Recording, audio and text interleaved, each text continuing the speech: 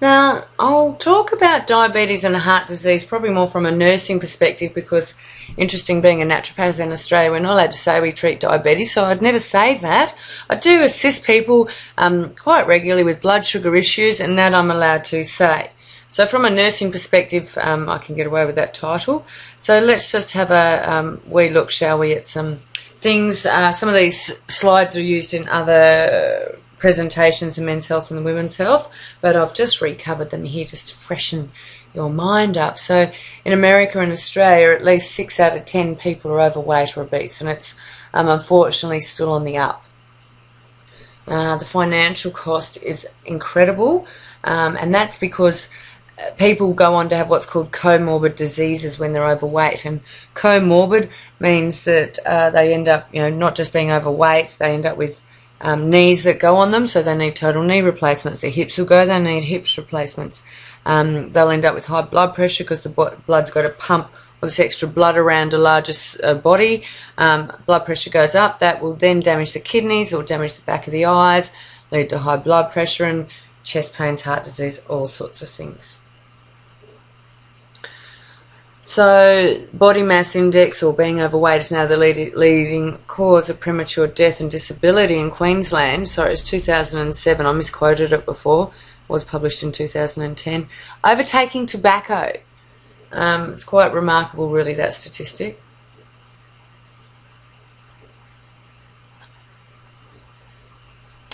Speaks for itself. Australian guys die 5 years younger before Australian women. And the life expectancy for Australian women is increasing and now ranks equal second in the world. However, there are a few health things for women in this very fortunate country which are still quite a concern. Fertility has gone up remarkably in just a space of 10 years.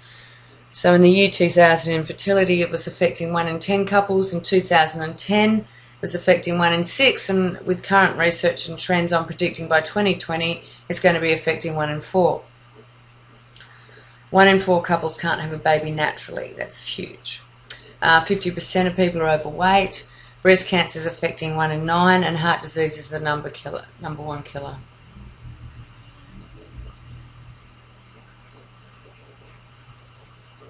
This isn't dissimilar to what you'll find with men. So heart disease is the biggest killer in women. Strokes next, dementia and Alzheimer's, which is different to guys actually. Bit of a worry seeing that up there. Trachea, lung disease and breast cancer. And in young women, injury and poisoning are the leading cause of death. So in the age group, I think it was 18 to 23, that's the number one cause of death. Overdose. And just on the old overdose for girls, because girls tend to, when they're suiciding, tend to take cocktail of medications, Valium, Panadol, whatever they can find in their mum's chest or their own cupboards, and they'll wash it down with some vodka or whatever it may be. Unfortunately, one of the most common things people overdose on, and it's often a cry for help, is Panadol. And paracetamol is quite lethal, and you only need 20 tablets, so 10 grams is considered lethal.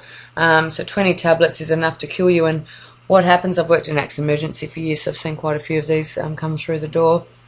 They'll take their Panadol, they'll wash it down with some alcohol, and they won't die straight away. And if we can't rouse them to find out that they've had Panadol and give the reversal agent, it'll be an awful death because they will die, but not for 2 days. So there's a window of opportunity to reverse the damage of paracetamol because it just wipes out the liver.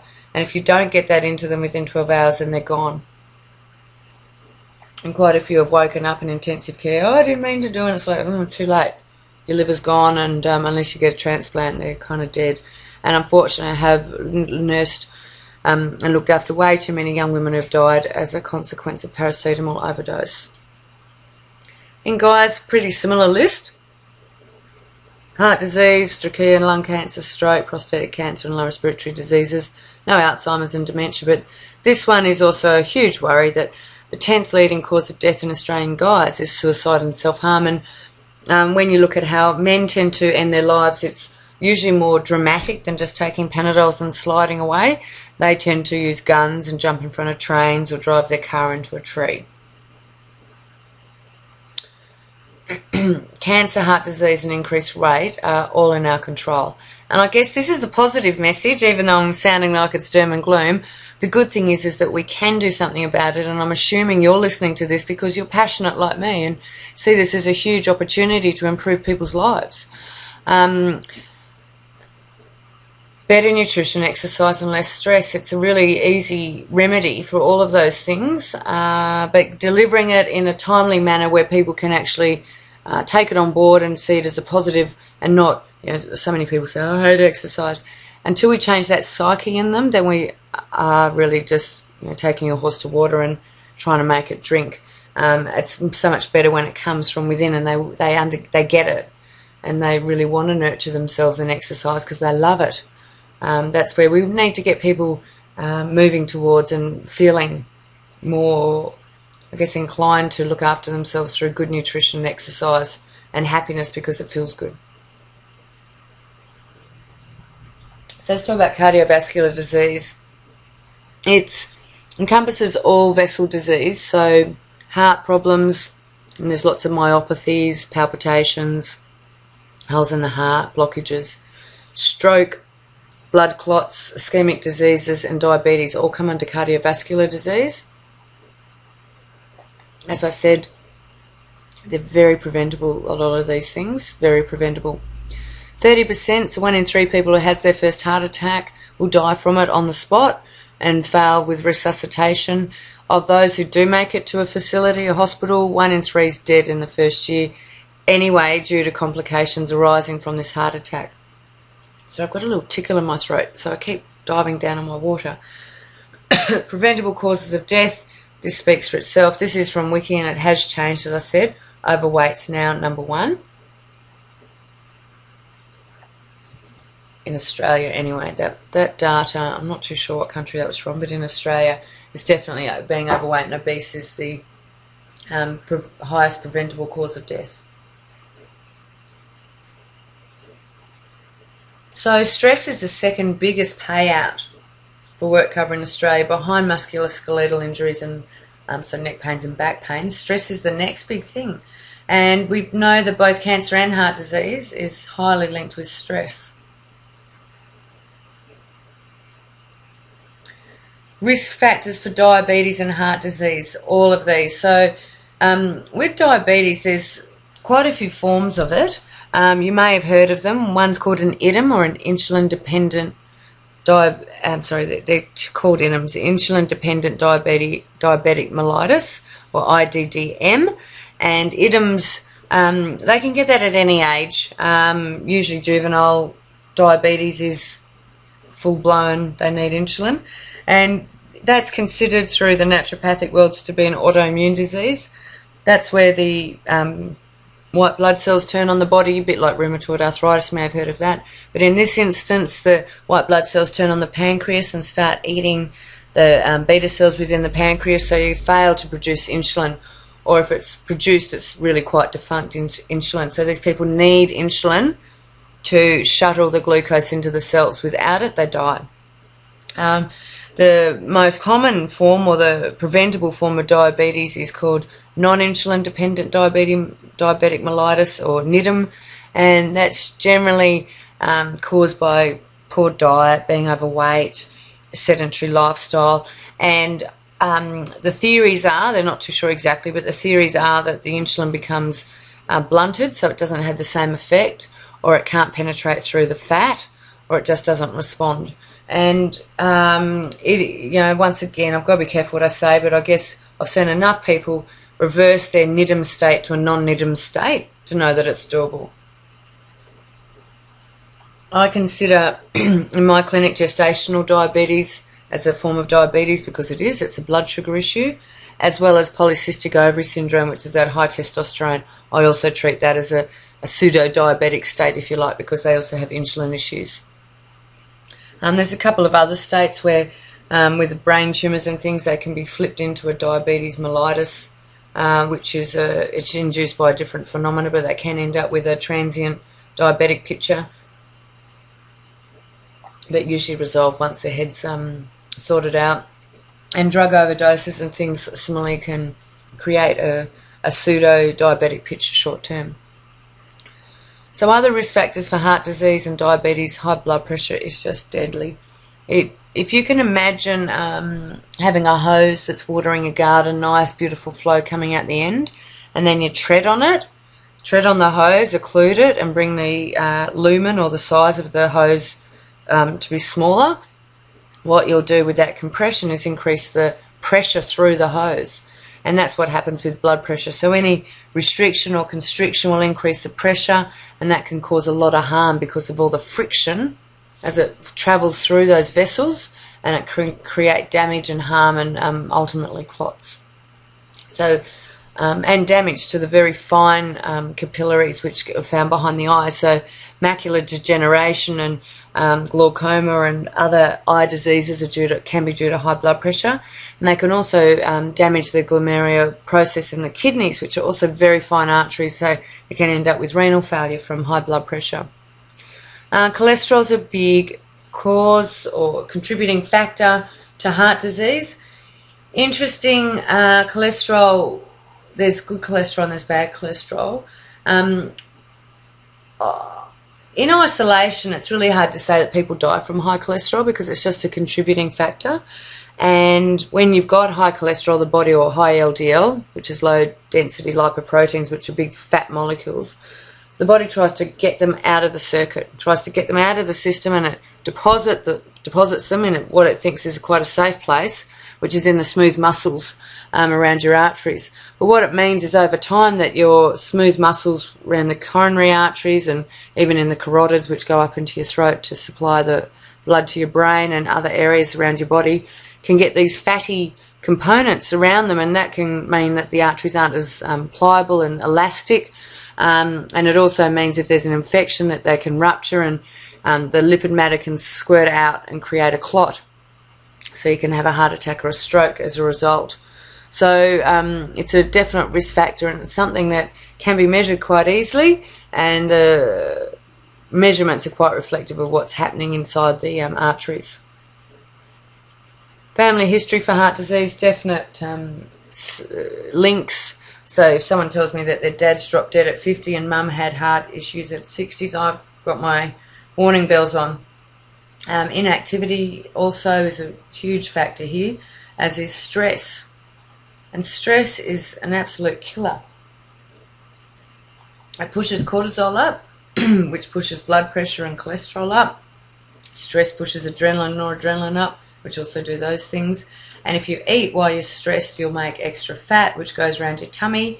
That's a cortisol fat around your belly. And we know that people who are apple-shaped, who have a lot more visceral fat around their belly, higher heart and diabetic risk.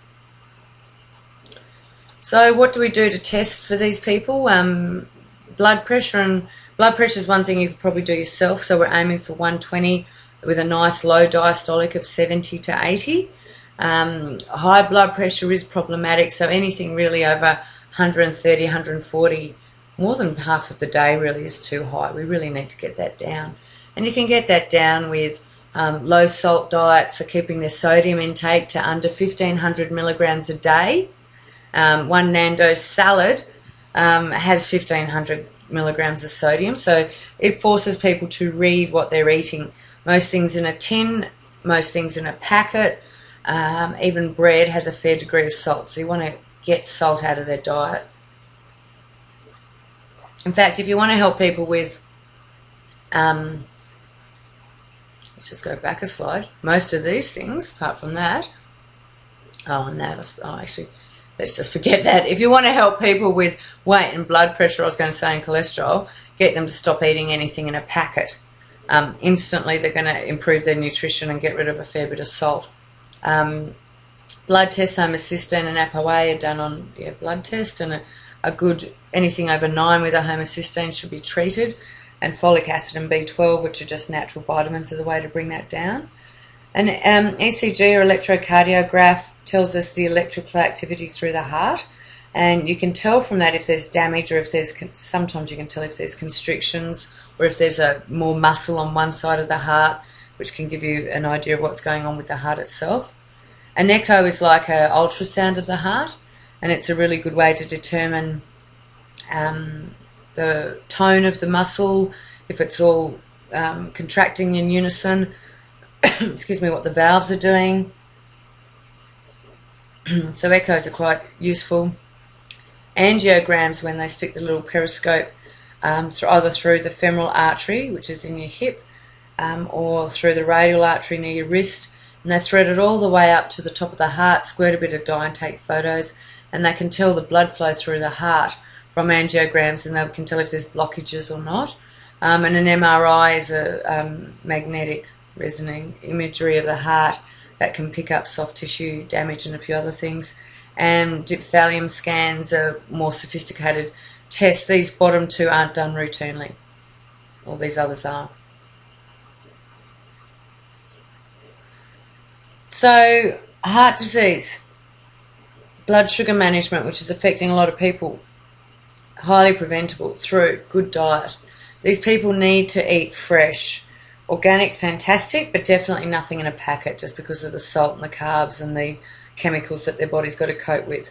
So get them onto a really clean, healthy, protein, vegetable type of diet with good omega-3 fats, which are your deep sea fish, nuts and seeds, not peanuts, but things like macadamia, pecans, walnuts have nice omega-3s, coconut oils, high omega-3, avocado is, and decreasing the trans fatty acids, which are in margarine, and the 6s and 9s, which are in things like animal fats, cheeses, and palm oil. So decrease those. We want these people to be active and loving life. It'll go a long way to treating their heart disease, as well as stress awareness. So you may need to work with these people for quite a while to get them to appreciate the effects of stress on their body. And I use a couple of tools. I get them to just check in with themselves. You know, if they're driving and it's red light, ask yourself how stressed you are and rate it out of 10, or imagine yourself on a wall in a room and just the ceiling's the top and that's about to blow a boiler and the bottom is lying on the floor feeling ultimately calm and very relaxed. And I might just say to people, and I do it myself actually, how stressed am I at the moment? Where am I on the wall? And anything above 5, and I'll try and do some deep breathing activities, so using belly breathing, saying the words relax, really critiquing what I'm stressing about, and just saying to myself, look, no one's about to die here, just chill out. If someone is about to die, different matter, I usually keep on with a bit of gusto, but in most cases we're stressing about things that haven't even happened yet, and that's quite controllable through deep breathing, just asking ourselves those really big questions. Do I need to be stressed right now? Because it'll probably come back with a no. Positive outlook's really important, and we now know that the heart is the emotional centre of the body. So undue stress or broken heart emotions through relationships will often affect our heart. So it's very important to give it love and attention as well, and respect our heart and the role that it plays with our emotions and relationships, and make sure that they're not toxic. Just like we wouldn't eat junk food, we shouldn't have junky relationships either. So people often need permission, if you like, to end toxic relationships and to really critique who they're allowing to travel through their life with them, because not everyone brings out good in us. Some people seem to bring out terrible qualities in us, and I think we've got to take the courage to say, look, this relationship's not serving me anymore, and I think we're better off parting ways. Not everything's reconcilable, and that's okay. So give your tribe permission to let go of those things. And correct deficiency. So magnesium deficiency, huge deficiency in this country, and that will cause all the muscles to twitch, the heart to fibrillate, so it might palpitate, cramp muscles, calf muscles, that will be magnesium. Calcium's not that common. Omega-3s is quite a common deficiency, just people don't eat deep sea fish or enough nuts and seeds. Iron deficiency is quite common, believe it or not. Vitamin D. There's quite a few things that will impact on heart disease and diabetic or blood sugar management through poor nutrition, which leads to these deficiencies in macro and micronutrients. I talk about this in some other presentations, but certainly our diets have really become very nutrient poor. I mean, they might smell really great, but they really don't give our body anything in terms of nutrients. Just gives us a whole stack of fat and calories, and no other purpose really. Expands our gut so we think we've eaten. Excessive alcohol can be a real problem. Little to no exercise is really quite scary. How few people are engaged in regular activity. By the time they hit 30, it's down to something like 13 to 15% of the population. Exposure to toxins is really bad. So not just big flumes of smoke coming out of the local manufacturing plant, but toxins due to the foods that we're putting in our body are just lethal. And it's the cumulative effect over time that's really damaging our bodies. So we have to give our body unadulterated, pure food as often as possible. And the emotional and physical stress of living in a concrete jungle is quite profound. The more we move away from huts and having our feet walk on the earth, feeling quite connected and living in communities and sharing our lives with people, we're becoming very segregated in concrete jungles. We return to homes, live on our own, don't interact, don't laugh a lot, and that is definitely starting to show through. The chinks are showing there with all the physical diseases and the mental health issues that we're experiencing. It's quite dramatic, and this negative thinking then seeps in as well. And so even though you might have a healthy body, it's really not worth living because you're not happy. Stress. Stress definitely kills. Stress is a normal phenomena, so lasting seconds is fine, but when it's prolonged, or if your body's elevated with stress for more than a large chunk of the day, and you're quivering above that halfway mark in the room for a fair, substantial part of the day, that's really harmful on the body. So when we get stressed, and if you imagine a bear jumping out of a cave and giving a fright of your life, what happens is your body goes, right, big bear, I've got to fight it off or I'm going to run. So it releases a stack of hormones so your body can get ready to defend itself or to sprint. And one of them is called cortisol. You may have heard of that, big stress hormone. It tells the liver to make more cholesterol, so if an arm is ripped off, then you can make some new cells very quickly. It also gets all the inflammation markers up. It's an arousing type of hormone, as are adrenaline and noradrenaline, these two here. They tell the heart to beat quicker, blood pressure to go up, so it can pump the blood around quicker. It also, both cortisol, adrenaline and noradrenaline, get the liver and the spleen to release a fair bit of glycogen, so there's more sugar in the bloodstream, and also insulin goes up so you can transport the stored glycogen into the cells so it can be converted to energy, because apparently you're about to run. And this is just here what it does. Dilates the pupil so you can take more information. It shuts down, I'll just go back to this, it shuts down the non-urgent body things such as digestion. It considers at the point that a bear's about to rip your head off, digestion to be quite something can go on the back burner. So it shuts down the whole digestive tract, and if you've ever been nervous you might get a dry mouth. Your gut slows up, you stop secreting stomach acid, your bowel slows down so you can get constipation long term, and your bladder also clamps up. Long-term bad stress will lead to high blood pressure, because remember, that's what these hormones do. They increase your heart rate, increase your blood pressure. Okay, so high blood pressure, high cholesterol are often due to stress. Fast heart rate, palpitations often due to stress.